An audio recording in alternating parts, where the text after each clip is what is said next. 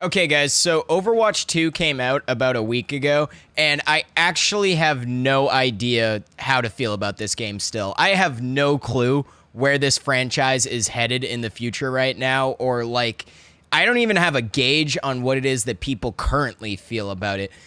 It's kind of a loaded topic and kind of underwhelming when you look at everything brought to the table in Overwatch 2. Or everything that's missing from the table as well.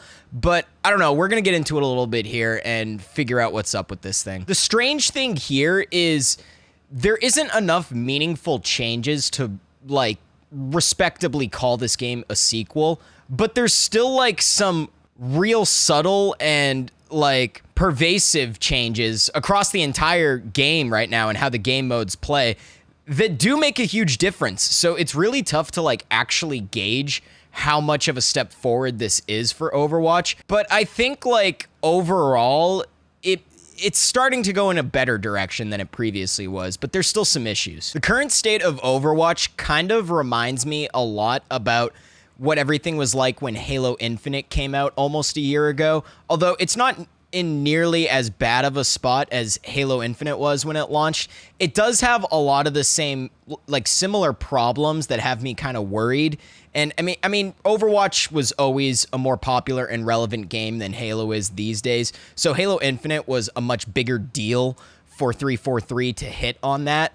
And I don't think that same pressure is on Overwatch 2 right now, but there's still a lot of things that it just doesn't live up to, but at the same time really transforms the game as we knew it. So it's weird. I don't know if what we got already out of Overwatch 2 is going to be enough for the long haul, because I'm worried almost it could end up in a similar state to what Halo Infinite is in right now, even, where if you've been following that game, you would know that in the last year, a whole lot of fucking nothing has been kind of coming from the developers. It almost seems as if the developers just don't have a plan.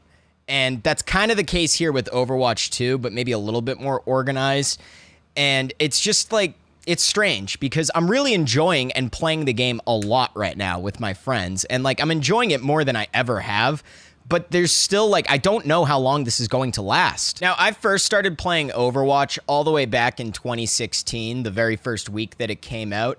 And I didn't really stick with the game over the years. I mean, I opened it up every now and then for a game or two, months and months apart, but I really was never actually consistently grinding the game at any point in time. And that was because really from day one, it felt like there were a lot of fundamental flaws with the game. Especially back then, everything was just horribly unbalanced. But aside from that, the game modes felt a little janky or just not as engaging to me at the time as some other games. This game originally came out back when Call of Duty was just losing its steam. So a lot of the standard for 6v6 shooter in my head that I built up was coming from Call of Duty, years of playing Call of Duty. So it just didn't really feel like my kind of game at the time. And the whole team aspect of the game in its earlier years really felt forced to me. It just felt as if Blizzard was asking an unreasonable amount of teamwork to come from random players each match. At its core, the game was designed to require a lot of team play to do well. And for me, this made it really difficult in the first few years to actually understand how the game was supposed to be properly played. I mean, if you forget years back, there wasn't even such thing as role queue. So people were just really trying to figure out at the time the whole 2 tank, 2 support, 2 DPS meta.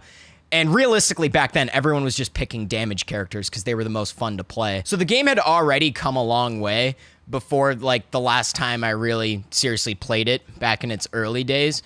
But now they've addressed some even bigger and deeper issues that really had me intrigued going into this. I mean, I have been quoted saying for years, going back to nearly when this game first came out, I've always consistently said that I think 2 tanks was a dumb idea from the start. I think 2 tanks was just the stupidest way to play Overwatch, and I don't know how anyone did it for so many years. Over time, it just became more and more obvious that there were too many things getting in the player's way from actually participating in some engaging and meaningful gameplay, or displaying any sort of skill in being able to take people down effectively. Because getting picks and organizing team fights used to be much more like structured around the way that you combo your CC abilities and combo your ultimates with your other teammates.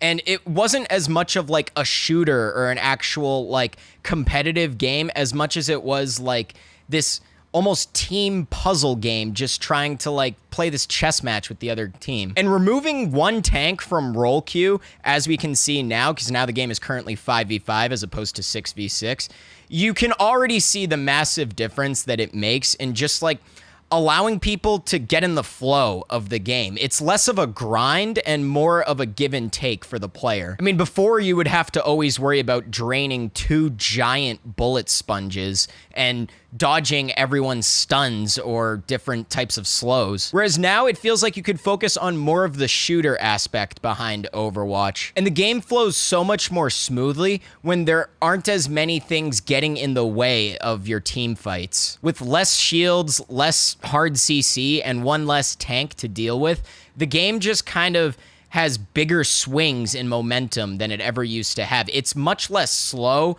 and much more like fast and in your face, all about the action. I would say just making the change from 6v6 to 5v5 is the single best thing this game has done. And more than anything, it allows you to feel like you actually have more of an impact as an individual player on your team in determining the outcome of the match, as opposed to before it felt much more like you were dependent on your teammates' performance to do well or inevitably win or lose. Dying matters a lot more now, and when you get a pick, it actually gives you more of an opportunity to take advantage of that pick, as opposed to before, it would almost feel like if you were able to just sneakily scrap off one of their players, I mean, they had enough powerful characters on their roster still to take over the lobby. And this, like I said it's more about of a give and take right now. That's kind of what I mean. It's more like you have the ability to actually make an impact on your team now, as opposed to just being forced to doing your job in tandem with them. And this has also really opened up the potential for the support class to just feel a lot more fun and rewarding than it ever used to feel. I mean, they literally used to have to incentivize players to just start playing support because nobody wanted to for so long. And they still are giving some of the incentives like extra XP if you queue up in role queue as a support. But now it feels like supports can have more of an impact than just healing your teammates and countering some of the abilities being thrown at you from the other team. In general, abilities don't really feel like they dictate the flow of the game as much anymore. And that's like the main thing that's really hitting with this game, because with less of a focus on the play around abilities, as a healer, you can just focus on healing up your teammates and then actually getting into some of the action, maybe even getting a pick or two. You know, it's actually much more common these days that I'll see a support character actually keeping up or outpacing the damage characters. You know, aside from Mercy, playing a support character feels like you're playing a character who is able to heal other people rather than playing a character who's there to heal other people. And the new support character, Kiriko, is the perfect representation of this new philosophy the developers have taken to the support role. Kiriko is one of the 3 new characters, and I think she's fucking awesome. I mean, she has some actual decent heals and counters to the minimal CC that's still in the game, while also being able to be like almost a hybrid damage character, because her knife auto attacks are like a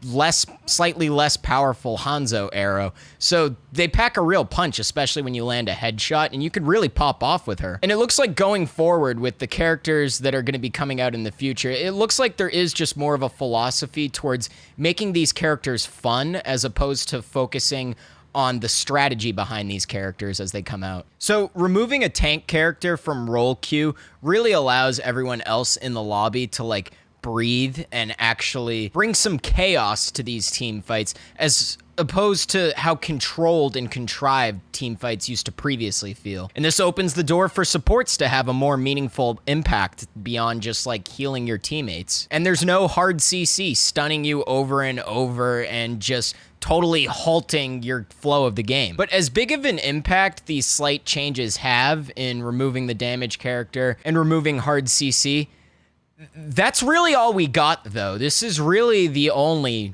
noteworthy change in Overwatch 2 in my mind, and this is probably why a lot of people are calling it Overwatch 1.5. You see, Overwatch 2 isn't really a game. It's more of an idea, and in reality, it's just a marketing campaign at the end of the day is all that this is. This is all just a giant marketing campaign for a big update to Overwatch 1. So this game is supposed to be a sequel, you know, a whole brand new ass game that they've supposedly been working on for the last 3 years, all right? 3 years, let's remember that. And in the end, we have 5v5 now instead of 6v6.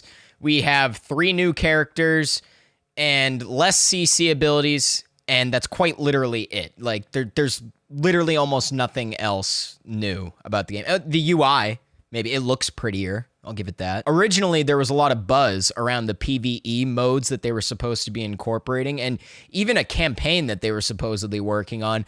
All of this was pushed back a year. And this is where I get a lot of my same worries that I have for Halo Infinite, in that, you know, Halo Infinite had a pretty underwhelming launch. It didn't really have a whole lot of content ready to go. And 343 kept saying, more's coming, more is coming. We know you want more. Yeah. They're like, hey, the campaign's coming. Halo campaign, gonna be a banger. Mark it on your calendar. Everyone, woo, aren't you pumped for the Halo campaign that's gonna come and totally save this franchise? In wake of letting the dust settle over the last week from the Overwatch 2 launch, this is the kind of energy that I'm stuck with now. Yeah, like I'm worried that they're not going to actually be able to keep up with the momentum they've generated now. Because Halo Infinite's campaign did come out, not a whole entire year later, but it did come out.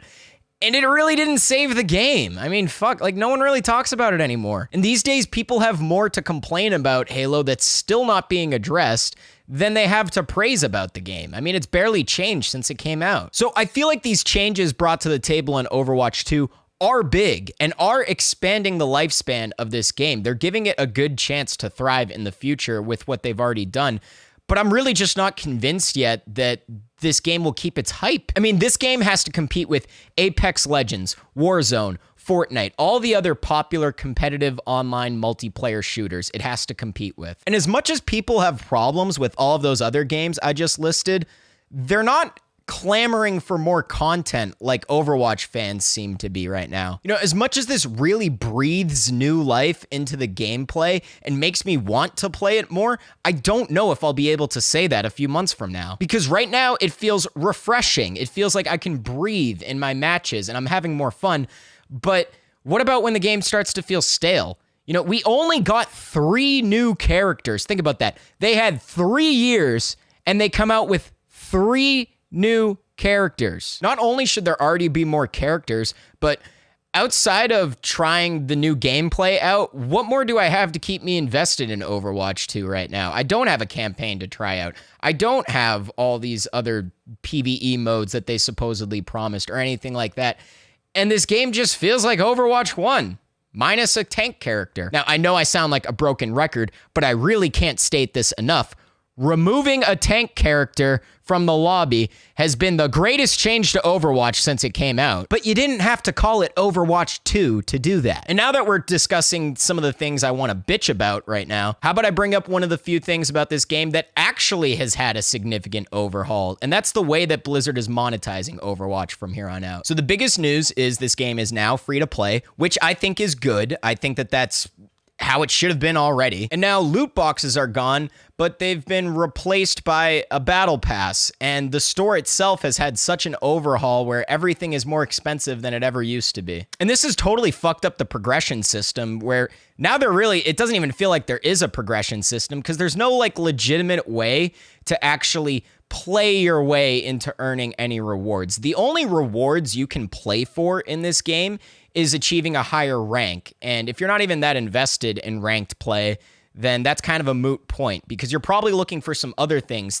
like skins or just banners, anything else, you know, to keep you like want to keep grinding. And none of these things like the battle pass or the changes to the shop feel like they were made to benefit the player. It feels like only these changes were made to benefit the profits over at Blizzard. Because you can't just make everything in the game more expensive and then leave absolutely nothing to legitimately grind out from playing. And a battle pass is not some new revolutionary way to monetize your game. It's not like anyone was like asking for them to put a battle pass into Overwatch. And as much as this monetization system is worse off than it used to be, I don't think it's necessarily game breaking. It just comes off as more insulting to the player base when you spend all these years working on this game, you promise all these features, and you release it with half of those features, but one of the biggest changes being how you steal money from us. It's like we get no campaign, no PvE,